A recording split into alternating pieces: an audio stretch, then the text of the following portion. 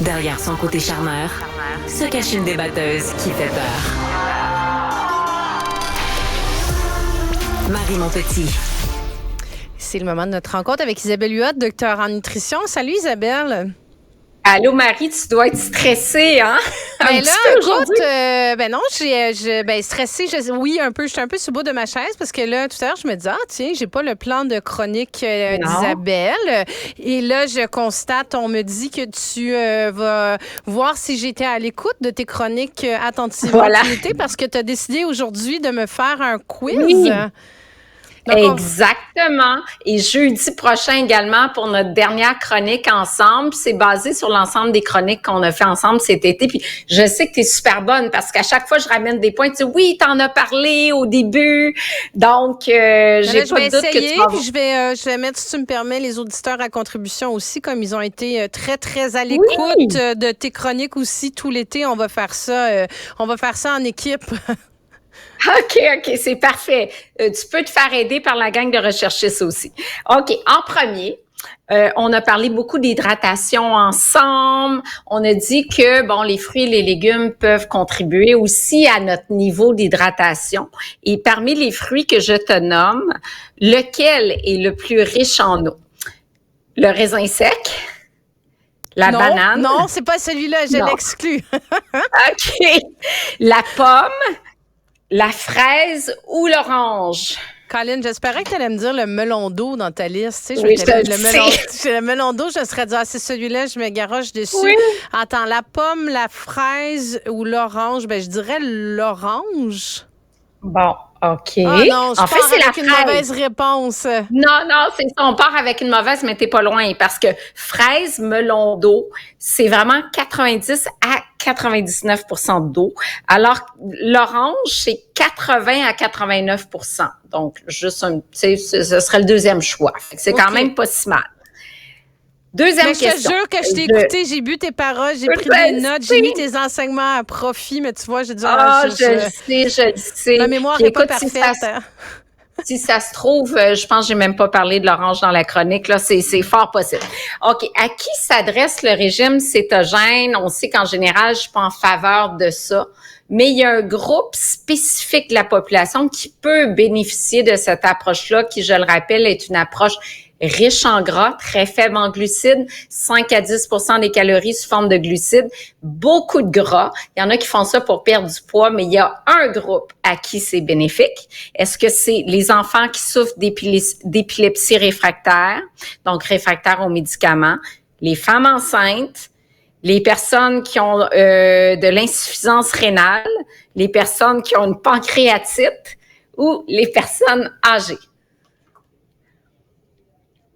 Pas facile. Oh my God! Je sens que... Hey, c'est-tu parce que c'est la rentrée scolaire? Il me semble que c'est en fin d'année d'habitude qu'on se fait tester comme ça. Oui, c'est ça. Mais c'est vraiment dur. Je voulais pas y aller d'emblée avec nos réponses qu'on connaît, là. Variété, régime méditerranéen. Je suis allée plus difficile. OK, alors la réponse... Aide-moi, Isabelle. À qui convient le mieux le régime cétogène? En fait, on l'utilise depuis les années 20 pour les enfants qui souffrent d'épilepsie réfractaire aux médicaments. Et même à l'heure actuelle, encore aujourd'hui, à Sainte-Justine, il y a des nutritionnistes qui travaillent avec cette approche-là et ça diminue les crises d'épilepsie. Mais peut-être que je l'ai pas dit dans ma chronique, ça se peut fort bien. OK, on continue. À date, c'est 0 sur 2. Tu vas me dire ça. Écoute, si j'ai des mauvaises réponses pour les 10, tu ne pourras pas me répondre à chaque fois. Peut-être que je ne l'avais pas mentionné dans ma chronique. Non, c'est ça. Mais non, mais je suis allée plus difficile, là. Bon. Comment limiter les risques pour sa santé qu'on utilise la cuisson au barbecue qui va générer des composés, des benzopyrénes qui sont cancérigènes? Est-ce que on utilise les viandes les plus grasses possibles? Deuxième, est-ce qu'on fait mariner la viande? Non, c'est pas ça, t'as raison. Est-ce qu'on fait mariner les viandes dans une composante acide comme le jus de citron, le vinaigre, qui va diminuer les composantes toxiques? Est-ce qu'on augmente la température du barbecue? D, est-ce qu'on place la viande près de la source de chaleur? Puis, E, est-ce qu'on privilégie les cuissons de longue durée? Ah ben là, ça, Isabelle, là, par contre, tu m'as fait, je pense, un choix facile. Je dirais que c'est B. Oui, bravo, c'est bon. Ah, j'ai même une petite cloche. Ça, tu vois, ça va commencer à me motiver, là. Oui, c'est ça, c'est bon. Est-ce que la bière enivre moins vite que les spiritueux? Vrai ou faux? Ben, vrai ou faux? Mettons une bière versus 1,5 onces, je vais donner la quantité, là. 45 millilitres d'alcool fort à 40 degrés versus une bière à 5 degrés d'alcool. Lequel contient le plus d'alcool? Je dirais vrai. Oui, en fait, non, c'est faux parce que...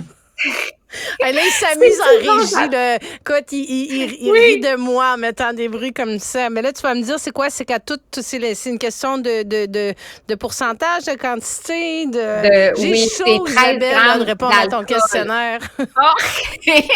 C'est 13 grammes d'alcool pour chaque consommation parce que, 45 millilitres de spiritueux, c'est une très, très petite quantité. Évidemment, si on prenait une quantité comme la bière à 355 ml, on aurait beaucoup plus d'alcool dans le spiritueux. Mais là, toute forme d'alcool, c'est un verre de vin, c'est 150 ml, c'est 13 grammes d'alcool. Une bière, c'est un plus grand volume, même si la concentration est plus faible, on revient que quand on prend une bière entière, on a 13 grammes d'alcool. Et pour les spiritueux, 1,5 onces, c'est aussi 13 grammes d'alcool. C'est là-dessus que sont basées les recommandations d'Éduc Alcool, entre autres. OK. Parmi les aliments suivants, quelle est la meilleure source de vitamine D? 1, les champignons, portobello. 2, les œufs. 3, le saumon.